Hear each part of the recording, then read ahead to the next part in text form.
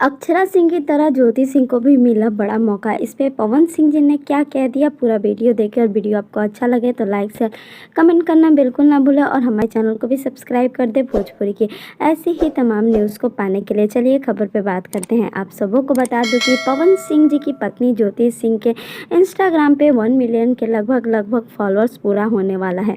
इसी बीच उनको एक बहुत बड़े ब्रांड का ऑफर मिला है, जिसकी जानकारी उन्होंने अपने इंस्टाग्राम के स्टोरी पे भी दी थी। वहीं पे बात करें तो अक्षरा सिंह भी दिन पर दिन काफ़ी ज़्यादा फेमस होती जा रही हैं, बॉलीवुड लेवल तक काम कर रही हैं। पवन सिंह जी अपने पूजनीय पिताजी के पुण्यतिथि पे जब अनाथालय में पहुंचे थे, तब उनसे कुछ पत्रकारों ने ये पूछा कि वो क्या कहना चाहते हैं ज्योति सिंह और अक्षरा सिंह जी के बढ़ते हुए कदमों पे।